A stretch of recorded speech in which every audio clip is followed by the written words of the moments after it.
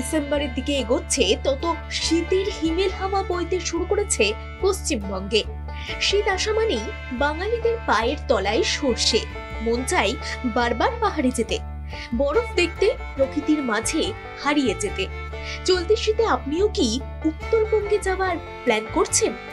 কোনো অফবিট ডেস্টিনেশনের খোঁজে অপেক্ষা করছেন? তাহলে পৌঁছে যেতেই পারেন দার্জিলিং এর কাছেই একেবারে নিরিবিলি নির্জনতায় ঘেরা গ্রাম কায়াবিরে। চারপাশে সবুজে মোড়া পাহাড়, মেঘ সরলেই তবেই দেখা যাবে দূরের প্রকৃতির অপরূপ সৌন্দর্য। সুখিয়া বাজারের কাছেই পাহাড়ের কোলে অবস্থিত এই ছোট্ট গ্রাম। জানালার ধারে আসলেই দেখা যায় ঢেউ খেলানো পাহাড়, আর সেই পাহাড়ের গা ঘেঁষে ভেসে বেড়াচ্ছে সাদা মেঘ।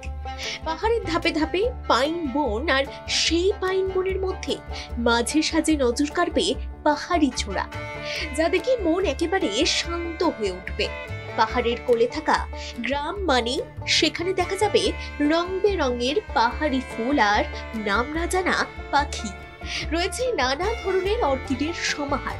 চারপাশে এত সবুজ দেখে আপনার চোখে শান্তি অনুভূত হবে।